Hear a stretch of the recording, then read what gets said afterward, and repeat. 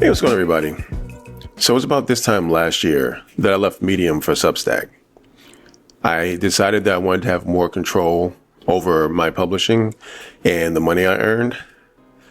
And 1 year later, I'm going back to Medium. Mistakes were made. Let's discuss it so you don't make the same ones. So many mistakes.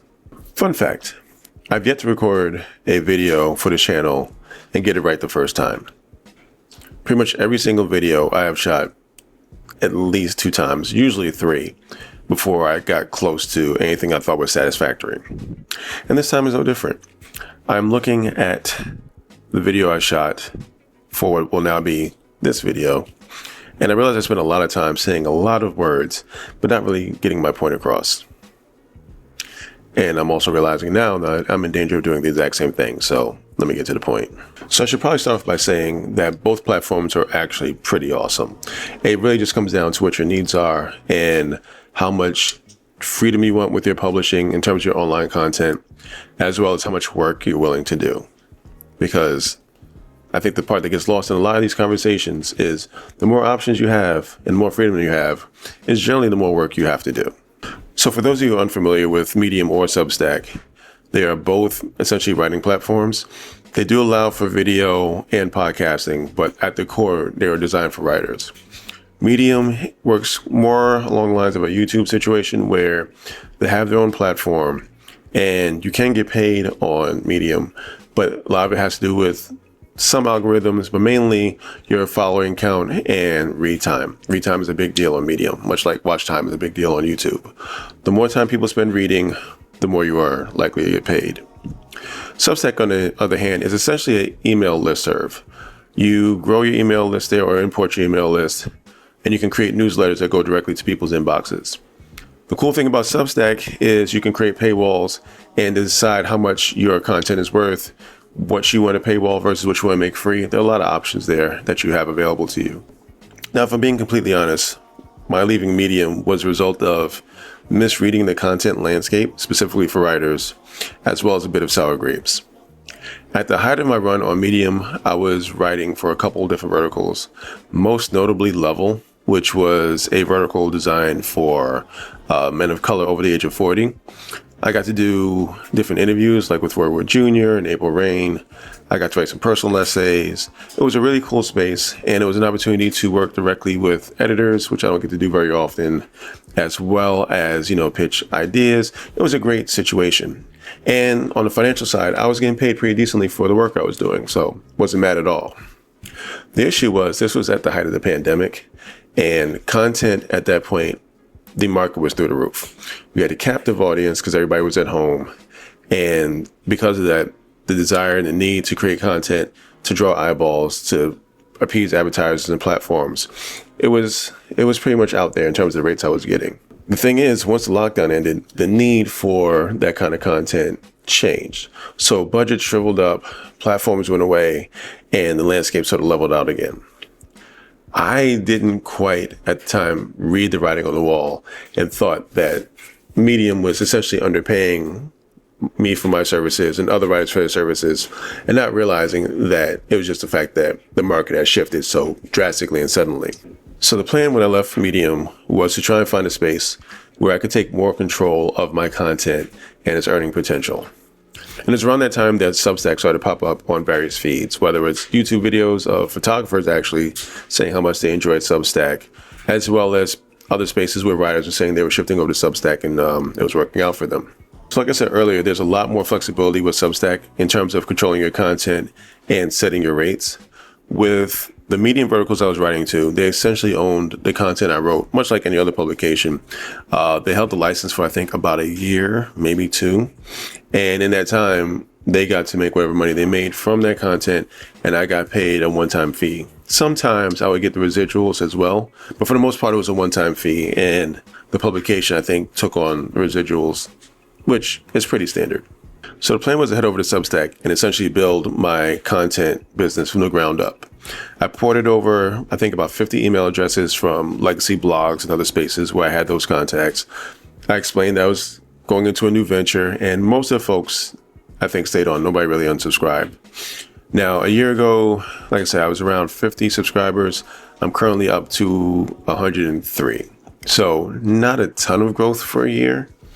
And on top of that, I didn't paywall any of my content. I have a weird thing about making people pay directly for my content.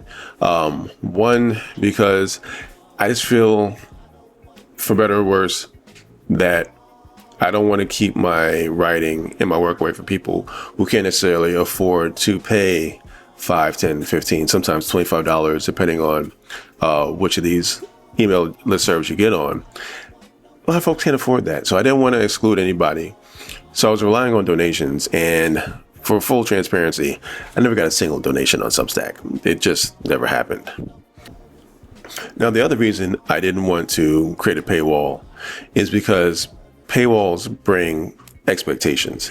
If I'm giving you $5 or $10 a month, I expect to see some content weekly, bi-weekly, some sort of regular schedule, so I feel like I'm getting my money's worth. I wasn't inclined to guarantee that was going to be the case. I like taking breaks from time to time with my writing and putting some thought into what I'm doing. And the idea of essentially saying I'm taking X amount of money per month eliminated that option. I didn't want to create content and just sort of mail it in, for lack of a better phrase, no pun intended. I wanted to write when I had something that I really wanted to say and put it out when it was time to put it out. Paywalls don't allow you to do that. Paywalls, you better be on schedule.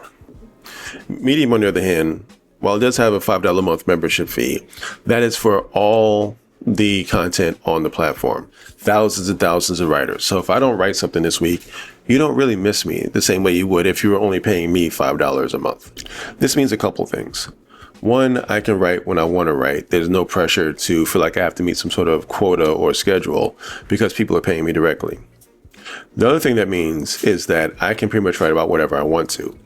When you write an email newsletter, the expectation is that your subject matter is going to be fairly narrow, unless you're a person of note or have a following that's just really enamored with you and want to hear everything you have to say.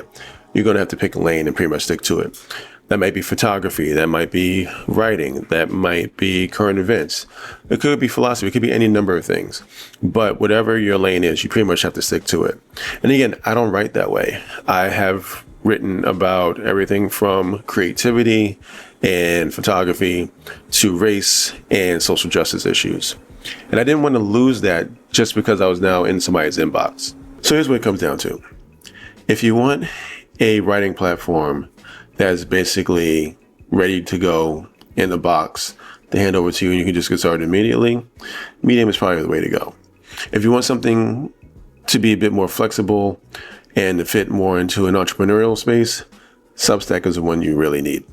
As I found out painfully, am the former. I want my platform to do a lot of the work for me, a lot of the heavy lifting for me. I'm not a full-time content creator.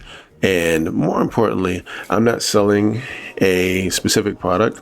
I think Substack is great if you have a specific niche and you're selling a product so that you're not necessarily relying solely on the paywall to make money. I could have done digital downloads. I could have done LUTs. I could have done some sort of guide to kind of sweeten the deal and sell that as a product and then kind of build from there. But that really wasn't my intent in what I wanted to do with my writing content. So I'm back to Medium. Now, I will say there's one thing that will keep me on Substack. I was going to say I'm going to miss Substack, but I'm not actually going to leave Substack, and this is why.